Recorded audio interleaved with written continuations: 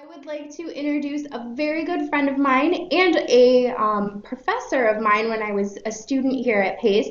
This is Professor Rosario Adler, who I would like to hand it over to her to tell us about herself and give a quick introduction on the film, and then we're gonna watch the trailer. So, Professor Adler. Thank you for inviting me and to be able to participate in this wonderful discussion. I will do my best. My name is Rosario Adler. My original name is Rosario Castedo Yado Adler, but of course you can never use so many last names in the United States. I came many years ago with a student visa, and I was invited also by the U.S. government to teach at public school in Arkansas in 1967. So can you imagine those days, Arkansas, how it was? Okay, I was the only foreigner in that state at the beginning, so everybody knew me. And when I went to renew my visa, just for you to understand a little bit, when I went to renew my visa as a for a student visa, because I wanted to study at the University of Arkansas to work on my master's degree. The immigration didn't know how to fill up the application even. They spent the whole day calling Washington, D.C. because I was the first person that really arrived in Arkansas. And I felt it myself welcome. I have a wonderful time, welcome, and people, they were inviting me for so many type of different meetings, the Lions Club and this. They wanted to know about the development of Bolivia, the political situation, and all the things that they want to know about an immigrant person. But I was as an immigrant, but at the same time, I did have a status because I came as an invitation from the government. So my problem was not as bad as in better life, as you can see. I have this different status of living. And the communication between the people when they see somebody from a different country, of course, is different because the customs are different, the approach of life is different. There are so many different set of values that we have to really adjust, And at the beginning, a partner of mine came with me, another lady, but she couldn't adjust. She stayed only 6 months, and she was crying, and she told the program coordinator, please send me back to Bolivia, because she couldn't handle the situation, because we were invited to so many different institutions to talk about the country, and you have to really know, in order to participate in all these meetings. So I met my husband at the University of Arkansas. He was an American. I say he was because he passed away 10 years ago. And he was studying to become a lawyer, and I was working on my master, and we continued both. And when we finished the university, we got married, and we came to New York because he was a New Yorker. That's the reason why I'm in New York. I have a wonderful experience with my husband because he asked me to study the history of the United States. Otherwise, he wouldn't marry me. So that was an interesting story because I said, but you don't know anything about Bolivia. You know only what I tell you. So let's go and learn both. He said, I'll take a course about Latin America, and you take a course about the United States. And this is how we compromise. And it was a wonderful experience, So I learned a lot about the United States history and all that. And he learned a little bit about South America, and he went to South America. Of course, it's a different set of value. Like I said before, it was a clash for him because he never had been outside of the United States, So going back now, I'm a teacher at the University of Pace. I had been a consultant for banks because I studied finance besides the literature. I got my master's degree. I had been teaching in different universities at Fordham, at Columbia University. I had been teaching also at the School of Berlin School of Language and International Institution. I became the first teacher there, the best teacher in the school. So I have experience in the corporate world with the students, with high school, with universities and all that. I had been working for almost 10 years at the University of Pace, and I really love it. I love the interaction with the student, the participation. I teach cinema, and I teach literature, Latin American literature, also Spanish, grammar, composition, you name it. And now I'm teaching a course about the indigenous course of Latin America. It's the first time that it's being taught in Pace. So this is my background. Now let's go back to let's go to dedicate to a better life. Let's go and see what is your thought about this film? I chose this film. We chose it together because it seems to me this theme continue being one of the most important things discussed in the United States in the governmental level, in all this type of levels, and affects also the population, the immigrant population in the United States, and also affects the native people also, because any decision that is being made, it will affect everybody. So Carlos Galindo, the principal character, he was a man that he did have his value, as you can see. He was a hard working man. He didn't speak much, and he has a son. He was a gardener. He did have a job, but of course he couldn't progress much. And he was cutting trees, as you can see. He was taking care of the garden in Los Angeles. And his son was studying like any other immigrant in the school, but he was not putting too much attention. He was frustrated, and he wanted to really, he didn't appreciate what his father did for him, even if in his poverty and all that. He saw that his father didn't have no ambition, and the only way for him to get ahead was to join one of those gangs. And the gangs, they work on drugs and crime and stealing and theft. So they don't have no characters. They don't have no morals sometimes, and that's the reason why they corrupt the younger people. And Luis, the son, he was trying to go into that way because he was disillusioned. He didn't have the appreciation of his father. This is, I guess, everybody knows about that, right? I would like to hear from your comments of you. Mm-hmm. Oh, there's no one else in here. All right. So would we like to hear from if anyone had any thoughts about the film first, or do we want to show the trailer? It's up to you.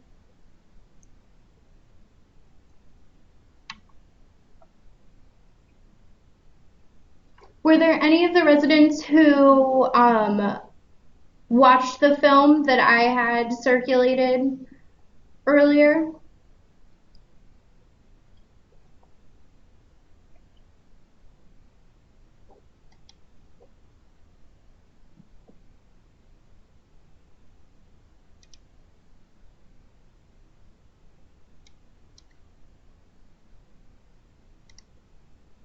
They want to make it larger. Mm-hmm. Can people hear me? The picture is so small, they said. Yeah, fortunately. Mm-hmm. Bigger.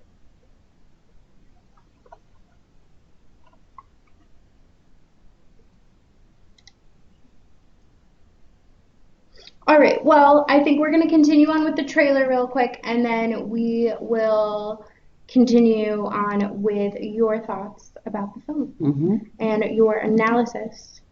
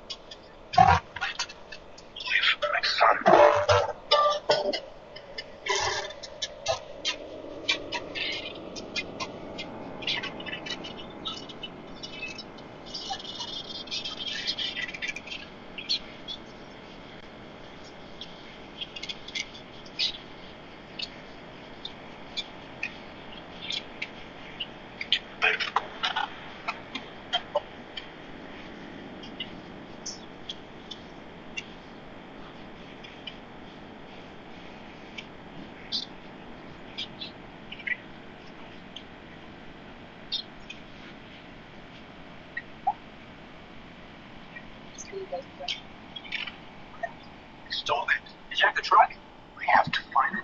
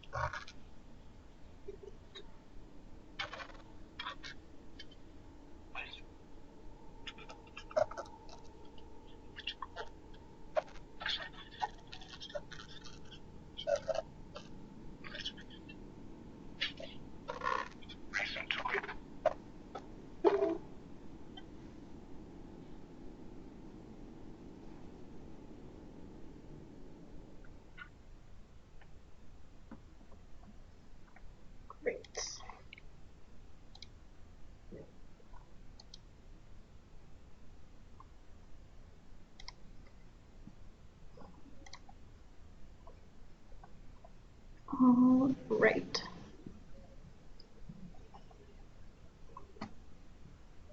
So, professor. Mm-hmm. Okay, there we go.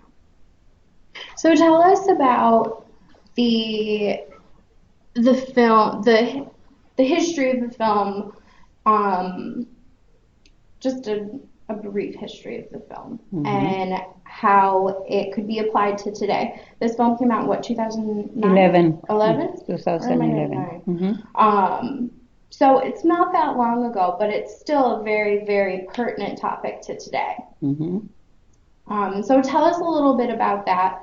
And I'm curious to know, have you known anyone who's gone through something like this? Well, being that I came from Bolivia, I meet many people that they are looking for jobs, that they come from Bolivia as an immigrant, that they don't have no visa. They come for a tourist visa, and then they start remaining in the United States for another 6 months to see if they can like it and if they can find a job. The whole purpose of everybody is just to get a job to better their life. And some of them, they have limited time to stay here and they have to go back, and they are very sad to go back to their country. And some of them, they just come for a visit. So I'm very related to a lot of immigrant people, because I'm very related to this topic, because I see many people in my neighborhood, in my social life, that I see them. They're coming to ask me for my advice many times what they should do.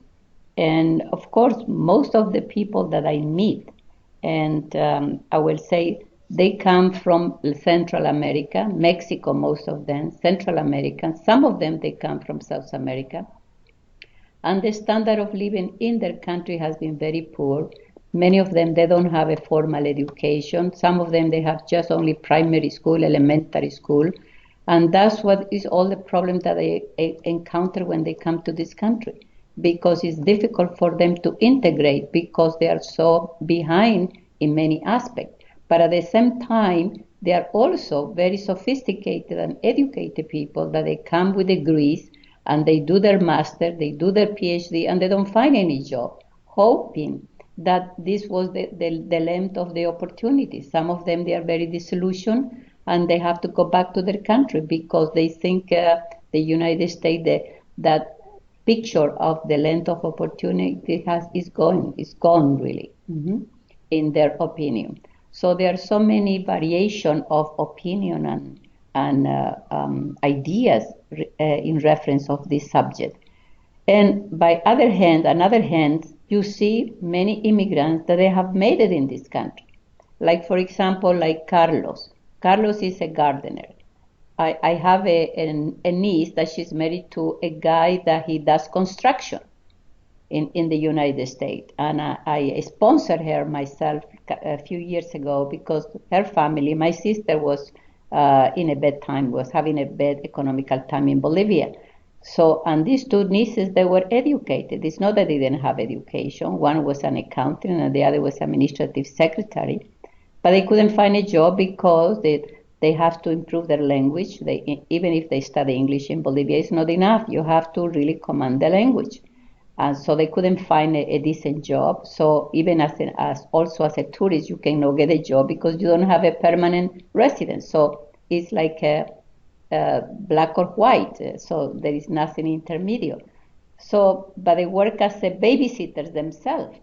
And that's the only way that they were able to survive and help their family in Bolivia, help my sister to come out from their situation.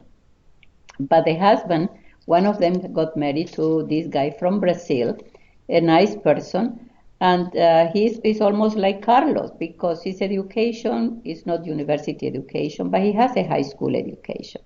But of course, he wanted a better life for his wife and for his children that they will have in the future. But he's not a gardener. He's in construction, and he made it. And that's one of the successful stories in the United States. He has his own company. His children goes to good school, and they are improving their life. If we analyze Carlos Galindo in the film A Better Life, he did have many things against him. He didn't have no education, but he has a good heart, and he was a hard-working man. What happened to him? by the best luck, I said, of life, in his job, he saw that he found a partner that he could work with him as a gardener. But apparently, he decided that the only way for him to succeed, he has to own a truck. Because if he owns a truck, he could do more work and he could hire somebody else to help him.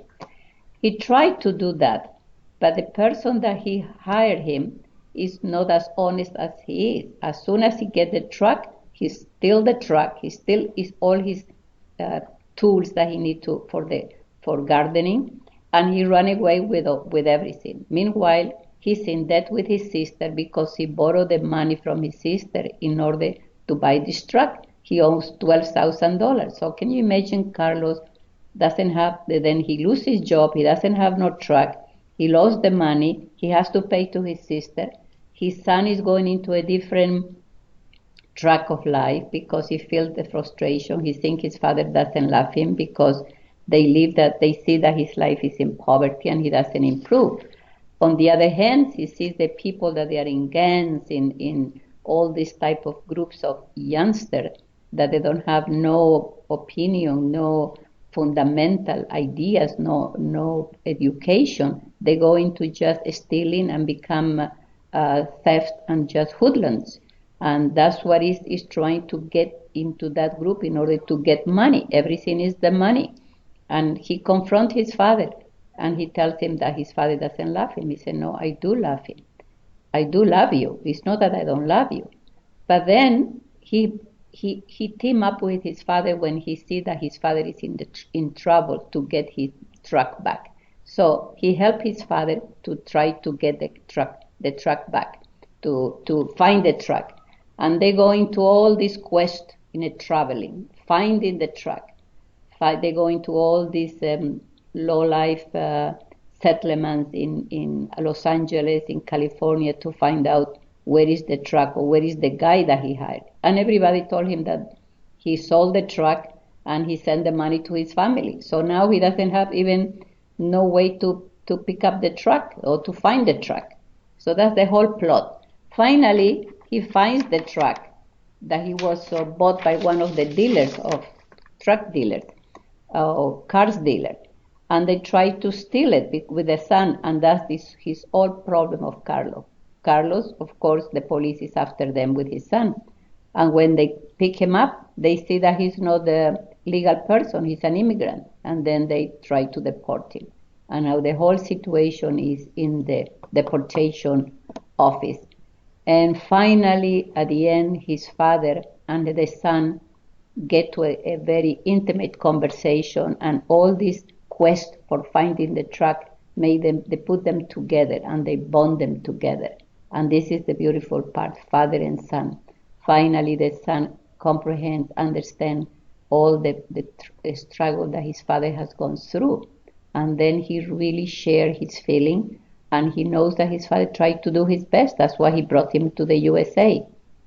And he was abandoned by his mother. So the father did a lot for him, comparatively speaking, because he raised him on his own. And if you see that, maybe we can see the trailer, how he really talks in with the immigration, and then when he's back, when they send him back to Mexico. I closed the trailer. Mm-hmm. I failed.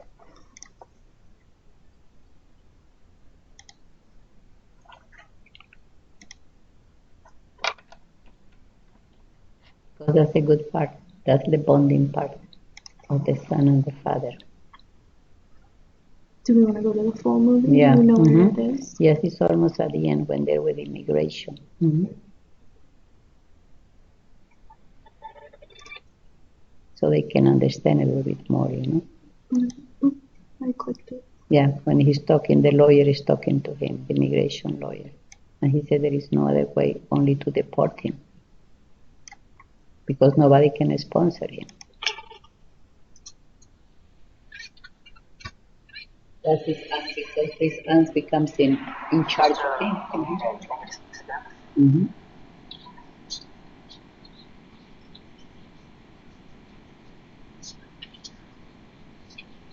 Mm-hmm.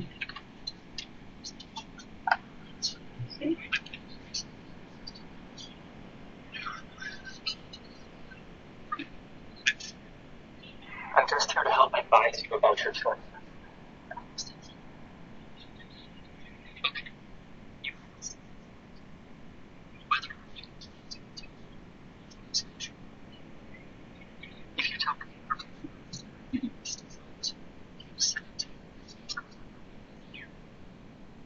If you tell them you don't want to contest removal, then the judge will order them.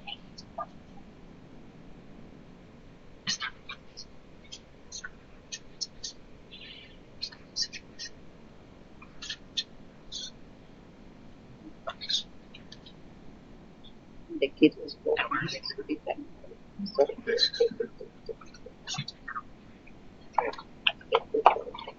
Okay.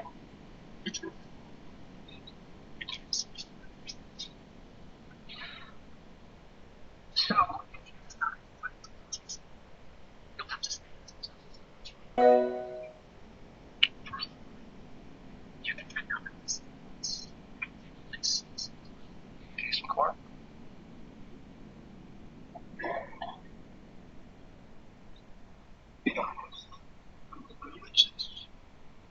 Zero.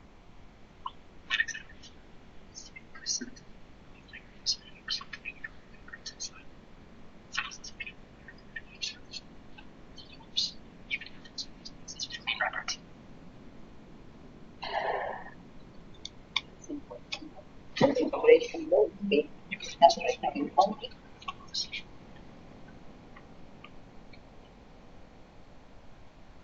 Mr.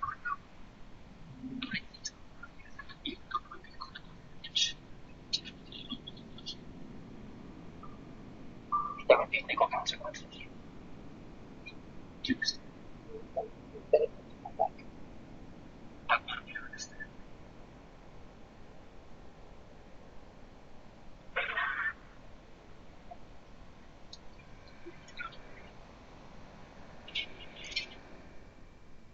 The University Council, the son also went through Mhm. for them to understand that was the worries of his father. Mhm. I can talk now? Yeah. Okay, now as you can see in this part, you see the implication that an immigrant has to go through when they are already in deportation process. You see how the lawyer told him the what he has, the advantage that he has. He doesn't have no advantage. He doesn't have um, no no other way to go, just to leave the country, because he asked him, even if you try to come with one of those coyotes to bring you from Mexico, you will have more problem because you will have face more consequences. So the legal situation in the United States is very tough for these immigrants when they are caught in this situation. And of course, his son is an American because he was born in the United States, so he cannot go back with his father because he will lose his future in this country. So what is the alternative? The son has to go and live with the sister, Anita. Anita is the one that gave the money to Carlo to buy the truck in order for him to better his life. But unfortunately, the truck was stolen by another uh, unrespectful and unlawful immigrant that they just took advantage of Carlo. But Carlo was a good man. He has good values in a way. He was not a thief. He was an honest man. It's just unfortunately did have that luck that he didn't have his wife abandon him and he has to raise his child. So you see, this part is very important for all of you to know, because right now the United States, the immigration law is being discussed in Congress. Now, of course, in the immigration law, I'm sure you know that a few months ago there were 60,000 kids, children, that they came to Texas, remember, and all the border part of the United States. And the government of Texas, the governor was crazy. He didn't know what to do, where to put this kid with all these kids. And now the situation is that the whole immigration office, they have to find the parents of each kid and send them back to Guatemala, Salvador, Honduras, and part of Mexico, because the majority of these kids, they come from there. And the parents, in order for them to send them, they sold all what they have, the little possessions, in order they believe that if the children step on the United States soil, they are free and they will be protected by the United States. There is a law, but unfortunately, it's not so. The law is very clear in that. So what are they going to do? The United States is the priority is to send these children back. And to what? To send them to what? To poverty, to crime, to everything, because their parents, they don't have nothing to maintain them even. They lost everything. You see, all this situation of the immigration is not only a part that is afflicting the United States, but it's also what is afflicting the Central American countries, which are the majorities that are coming from there, the illegal immigrants, is because the lack of jobs and because of the corruption of the government, corruption of the institution, and also they don't have no future, they don't have no job. The creation of job, the lack of job creates all these circumstances for the Central America to look for the United States as a security country, as a dream.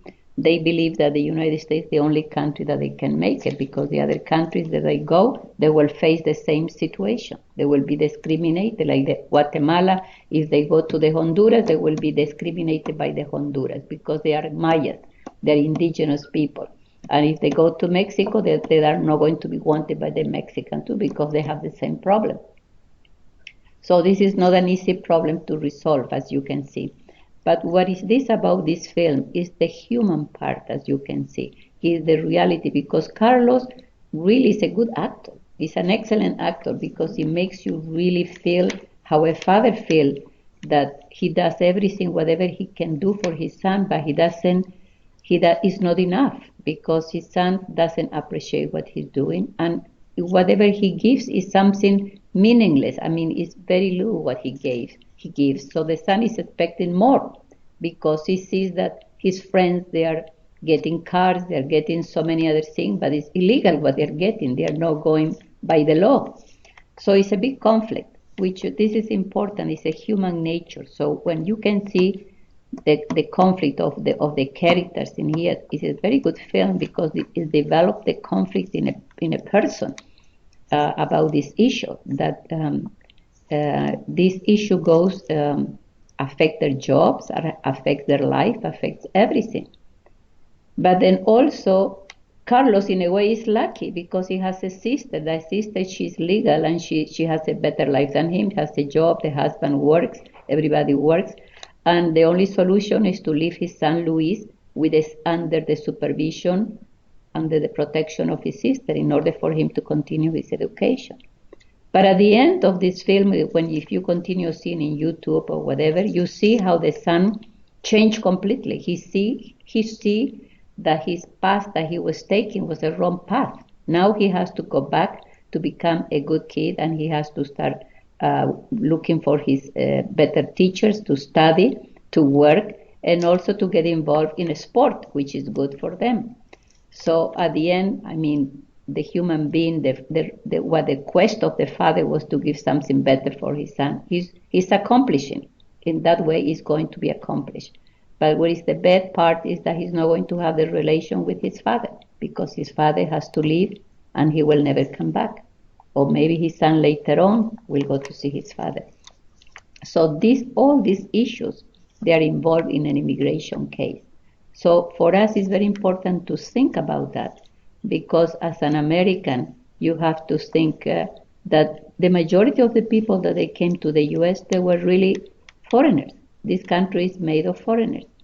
And of course, to come to the U.S., unfortunately, some people that they come, they think it's only a country that they will give you, but you don't have to give anything, which is wrong. I always tell them, this country it's not what the country can do for you, it's what you can do for your country. This is the motto of this country. And when I tell to my nieces and everybody around about the motto, they say, oh no, you are very strict, tia. You are very demanded. And I said, no, this is the law, this is the philosophy of this country. If we follow the philosophy, everybody can stay. But if we do not follow, we commit any mistake and don't obey the rule, then this will have consequences in the population, in the education system, in the job, in every aspect. So I think we are in a path, in a crossroad right now in the United States. Mm-hmm. That to be an immigrant, you have to know also your right, but at the same time your duties. This is very important to know the duties and the right. Not only I have rights, I have rights. What happened to my duties? What happened to the laws? And I think this is lacking, it seems to me. Unfortunately, I have to say that. Now, let's go and see what you think about all this. This is a very nice movie, really, to watch, very good, and to see how among the immigrants, they are good people, but some of them, they have also bad characters, They're not all of them, goodies, like everybody else. Okay. People are. Yeah. So, is there anyone in the audience who watched the film and has a question or a comment or a concern about what's going on, or the film in general? I'm gonna open it up to you.